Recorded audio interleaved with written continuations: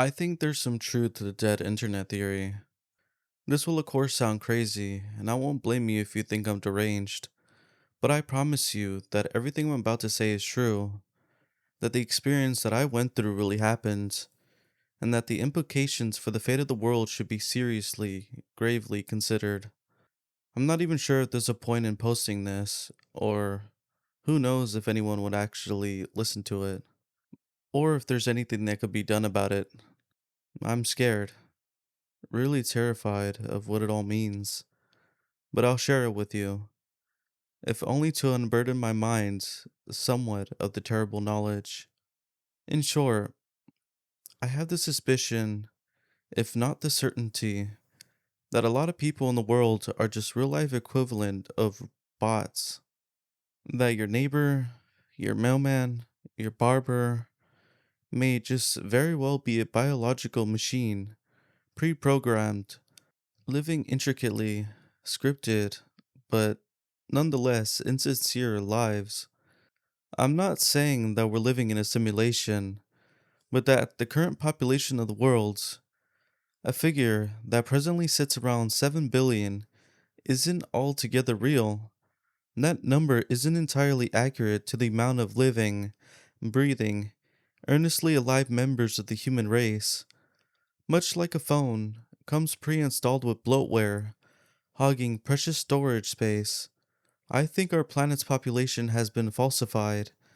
I believe the number of naturally born humans is much smaller than 7 billion. Maybe, and this is being generous, it sits at around half that? Why do I believe this? Because I recently had an experience that I cannot explain, can't reconcile with what I've been shown and showed about how people behave, think, and exist, both within my own nation and culture and elsewhere.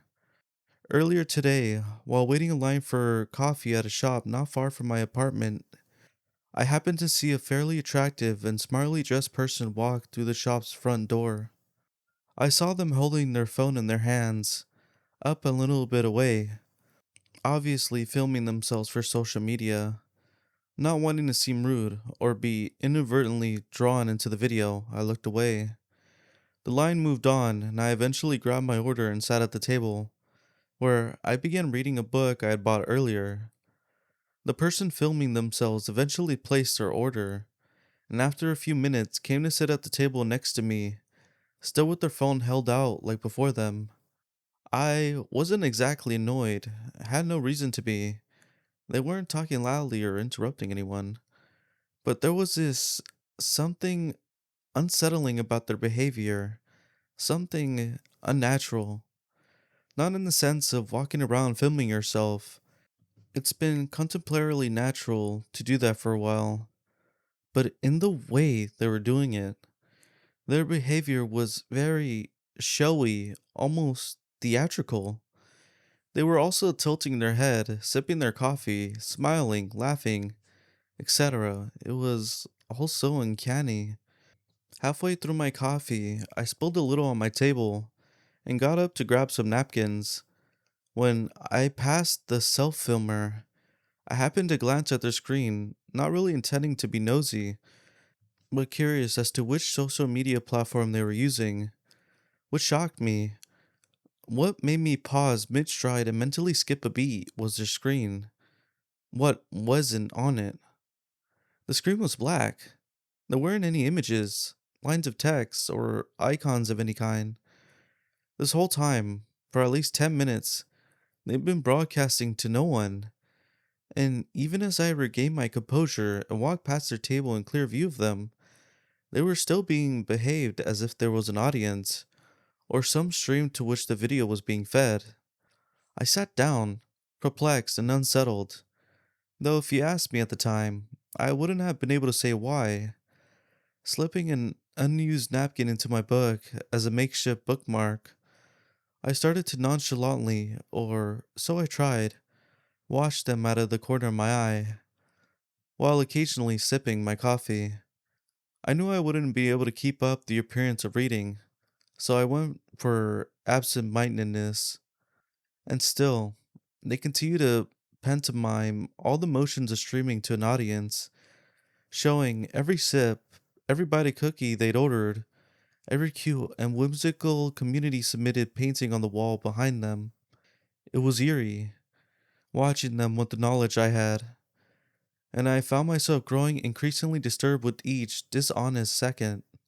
Finally, I became so unreasonably creeped out by the disingenuous display that I leaned over and, with feigned politeness, asked them what their username was, saying that I thought I'd seen them online before. In the gesture of maddening dishonesty, they held up their finger to the phone camera as to say, "1 second," and then leaned towards me.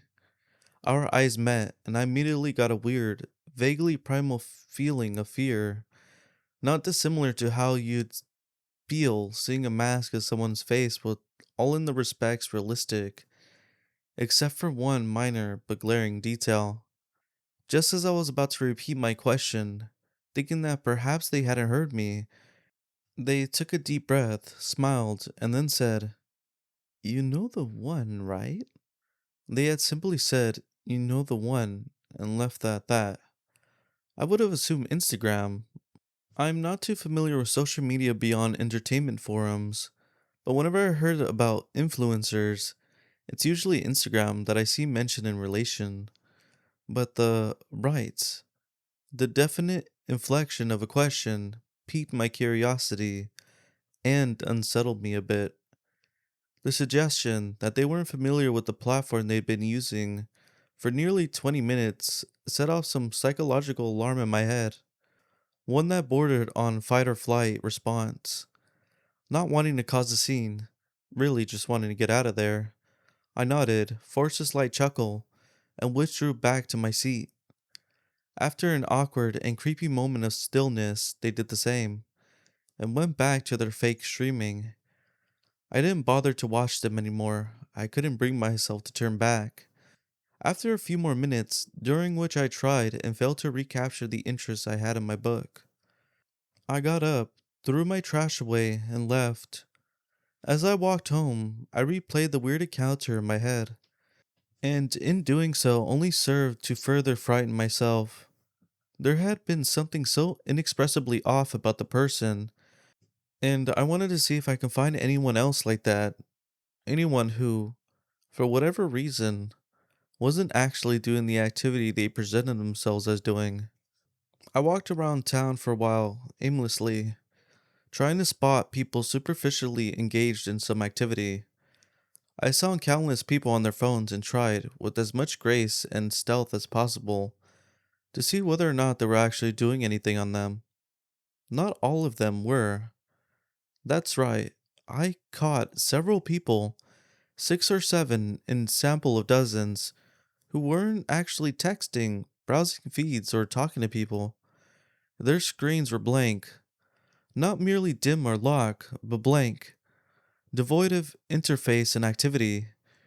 Their fingers flicked and tapped, their faces smiled and grimaced, all prompted by, or in response to, nothing. They were like children playing pretend, amidst the crowds of other, genuine humans who wholly obviously told the lies. And all of these people, like the person I witnessed in the coffee shop, were off in some way.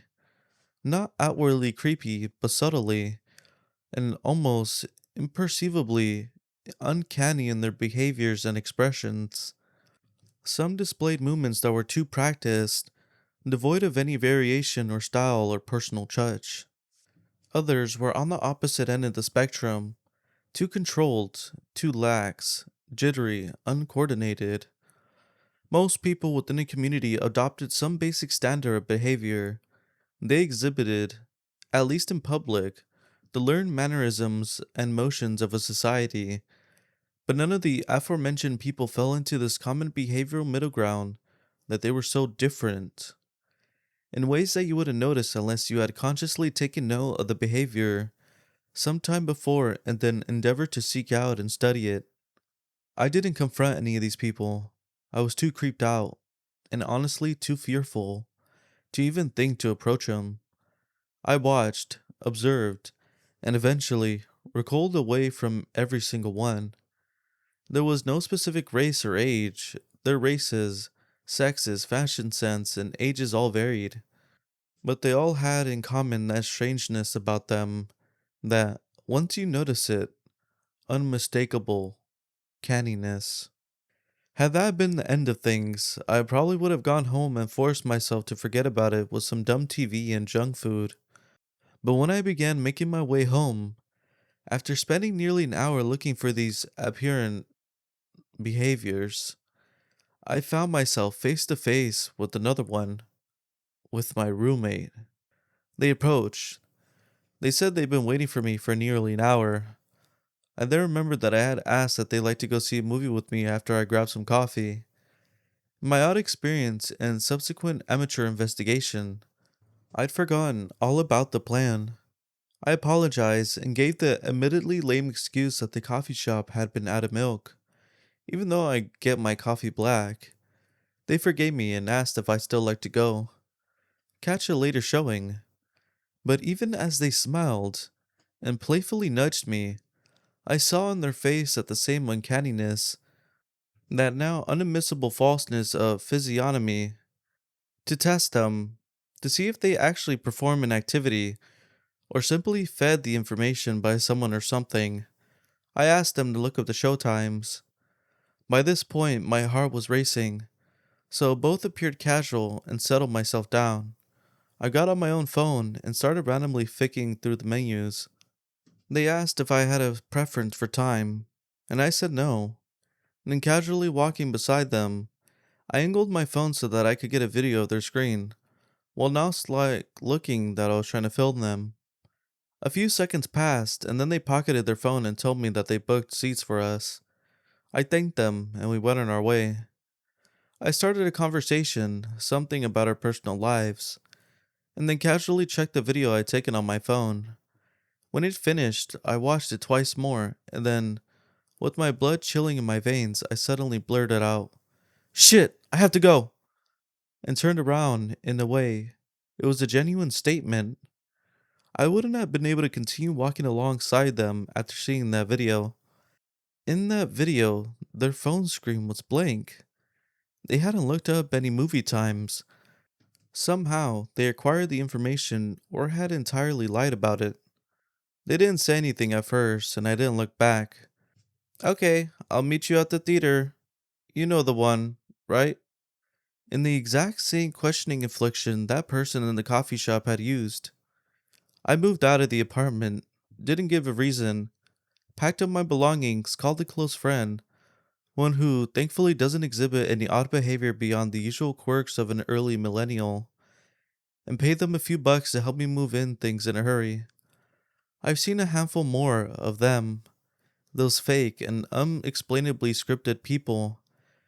There's something going on, or maybe it's always been like this. Maybe since the beginning of mankind, there have been genuine people, but also performers, mimics, doppelgangers, space fillers, human bloatware. I don't think that the internet is the only thing that's filled with bots.